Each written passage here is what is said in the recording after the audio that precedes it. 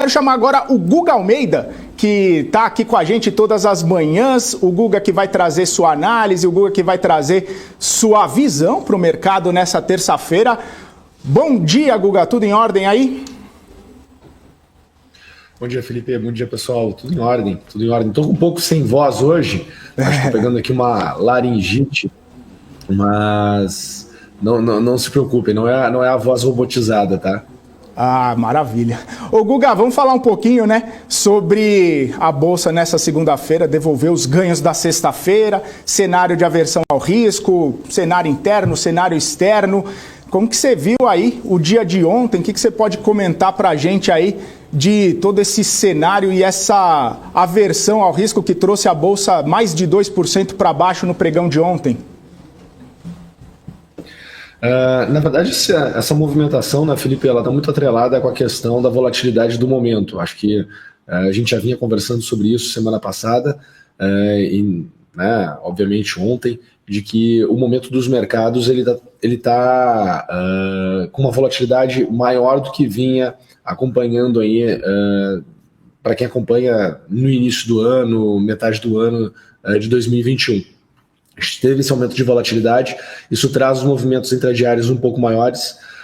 Eu comentei, né, ontem que a minha expectativa para essa semana seria um mercado mais lateralizado, tendendo para baixa, né? Ou seja, se por um acaso viesse uma oscilação que travasse, né, uma necessidade de proteção por parte dos participantes, a gente iria ver uma intensificação nas correções, tá? Isso é exatamente o que aconteceu no período de ontem. A gente tem que entender que estamos passando por um processo de inversão de posição, principalmente dos fundos multimercados, que tem uma posição bem expressiva aqui dentro do Brasil. Nós temos também uma percepção por parte dos investidores, pessoas físicas, de que a Bolsa não está trazendo um bom resultado.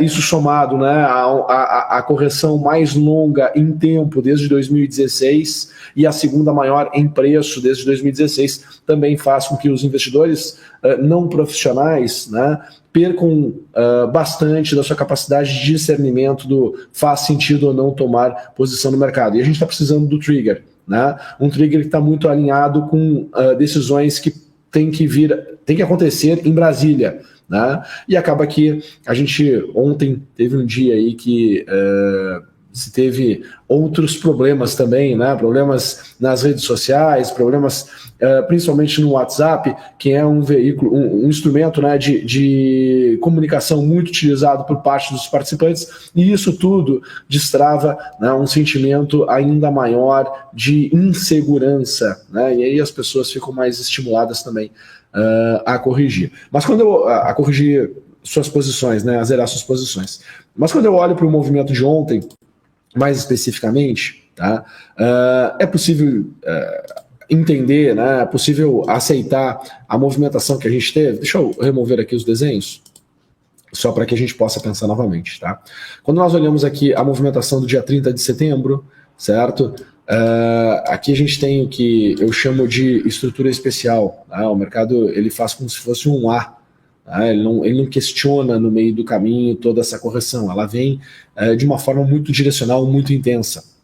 E ela tende a vir até a região de 1,13, né? Ou seja, ela supera um pouco os níveis que nós tínhamos anterior, onde tinha iniciado a tendência, ela supera, mas ela não ganha intensidade, né? Ela não vai para um patamar ainda maior. O mercado ele voltou para os 110 mil pontos, que era o pior cenário que a gente tinha marcado ontem no pre-market, né? A gente tinha falado sobre essa possibilidade de voltar para essa região dos 110 mil pontos. Obviamente que no início do dia, né, a gente tá olhando aquele contexto do mercado e fala, será que vai lá mesmo, né? Será que teria força para ir lá mesmo? Pois bem, teve, né? Teve e foi.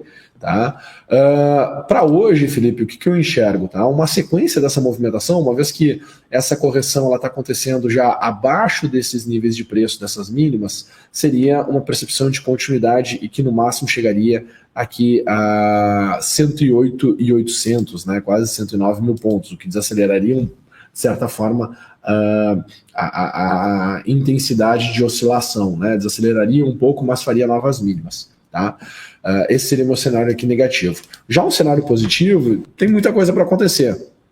tá? Querendo ou não, as movimentações para cima elas são maiores, tá? E o que eu enxergo é o seguinte: o primeiro nível que eu acredito que vai acontecer aqui na abertura do nosso Ibovespa à vista, né, às 10 horas, voltar ali para os 111.500, tá? Depois chegar ali, quem sabe, para os 112, 170. Olha só que interessante a gente podendo chegar, tá? E aí acima disso podemos nos surpreender, né? E teria que ter algum motivo, teria que ter algum trigger, mas eu não descarto a possibilidade, né, de, talvez não hoje, mas ao longo da semana, havendo uma inversão, né, e o mercado começando a ficar um pouco mais positivo, quem sabe voltar lá para os 115.160 pontos, tá bom? Uhum. Maravilha, Guga. Ô, Guga, só para a gente falar, né? Ontem as empresas de tecnologia caíram bastante, a gente viu tanto lá fora quanto aqui dentro. Você acha que de repente isso pode abrir uma janela de oportunidade aí com todo esse cenário, as empresas caindo, o investidor pode acabar olhando para elas de uma forma aí diferente? Vamos lá, né? As empresas de tecnologia, querendo ou não, elas possuem uma expectativa maior sobre questões de crescimento. E essas expectativas, elas são... Tu tem que pensar o seguinte, né? São expectativas ao longo do tempo, né? Então elas têm uma alta taxa de crescimento. Uma vez que elas têm uma alta taxa de crescimento, tu projeta isso ao longo do tempo, né? Tu imagina que, poxa, elas tenderão a valer muito lá na frente. E aí acaba que a gente já viu aí muitas histórias sendo contadas, né? Muitas histórias sendo construídas e muitas opiniões de analistas que antes eram muito pessimistas em relação às empresas techs, né, ao longo do tempo serem impactadas, serem questionadas, né, e de certa forma elas estavam erradas, né? Tu vê aí toda a movimentação que a gente teve, inclusive nessas últimas movimentações que a gente teve, até mesmo, acho que um dos movimentos mais icônicos é a movimentação que se tem em cima da Tesla, né? Quando a gente pensa em tecnologia também, quando é a movimentação que a gente tem em cima do Bitcoin, enfim. Então, existe essa percepção, né? Existe essa narrativa em cima das empresas tech sendo empresas de crescimento, tá? Acaba que o fato de tu comprar, né, esse crescimento futuro de forma muito forte, muito acelerada e apostar que isso tende a acontecer, toda vez que tu tem uma mudança de expectativa de juros, né, isso impacta também muito forte nessa precificação, nesse valuation imaginado para as empresas. E aí faz com que o mercado também entenda que no presente, né, no valor presente também, a percepção disso mudou muito. E como é muita aposta e tem muita incerteza, tem que ter muita entrega ao longo do tempo, tá? Acaba que essas empresas, essas companhias, elas são impactadas por uma volatilidade ainda maior, tá certo? Quando a gente olha para dentro do Brasil, o que nós temos? Vamos lá, como mais icônico, em cima das empresas techs, né? A gente tem aqui Banco Inter, agora entrou XP também, né? Então, nós agora temos a BDR da XP, tá? Mas nós temos aqui Banco Inter. Na minha análise de Banco Inter, a gente tem aqui uma possibilidade dela voltar aqui para 35,60, tá? Isso seria uma queda aí de mais de 50%, nós já estamos com uma queda de 50%, mas seria uma intensificação, então eu consigo enxergar que tem uma possibilidade para continuar a movimentação até 35,60. Para mim, a grande oportunidade, Felipe, ela acontece após a tendência encerrar, mas para entender o encerramento de uma tendência, eu preciso de uma resposta positiva do mercado em alguma região que tem um fechamento de um ciclo do preço, tá? E uma resposta é o mercado mesmo que vai te mostrar, então vai ser uma alta significativa, tá? Num determinado momento, certo? Depois o mercado ele precisa tentar continuar a tendência, porém sem conseguir manter aquela mesma velocidade. O que é velocidade? A variação do preço no tempo, né? Então, sem aquela mesma velocidade de variação do preço dentro do tempo. Então, gastar mais tempo com uma oscilação menor, uma oscilação reduzida. Quando isso acontece, a gente cria um cenário, tem um contexto favorável para quê? Para qualquer notícia positiva fazer com que o preço tenha uma oscilação muito forte, muito intensa, tá? Se a gente parar para observar, Felipe, na sexta-feira, como é o caso aqui, por exemplo, do Banco Inter, o Banco Inter ele teve uma oscilação aqui na sexta-feira, se eu não me engano, mais de 8%. Né? Agora eu não recordo aqui exatamente, eu não tenho a oscilação dele aqui na tela. Mas ontem, tá? Ontem nós tivemos aqui Banco Inter caindo 13,43%, ou seja, a volta muito alta. Né? A volta muito alta. Então, os movimentos de curto prazo geram essas oscilações e acaba que as pessoas elas têm a tendência de querer uma grande rentabilidade num curto espaço de tempo. Então, elas são impactadas, né? O pessoal olha assim, pô, quais foram as maiores baixas, né, do Ibovespa. E aí, quando tu olha dessa maneira, tu está comparando todos os ativos, todos os mercados, todos os setores como se fosse a mesma coisa. De certa forma, num pensar de comunicação, né, tá certo, porque as pessoas querem saber essa informação, mas num olhar assim estratégico, como investidor, a gente precisa, né, meio que não dar muita bola para isso, porque tu corrige, tu equaliza esse ponto na exposição do capital, né? No quanto de capital tu coloca em cada uma das ações. E quando tu faz isso, tu acaba entrando numa outra esfera de uso dos ativos, né, do momento do mercado, em cima do teu portfólio. Né? Então tu tem aí uma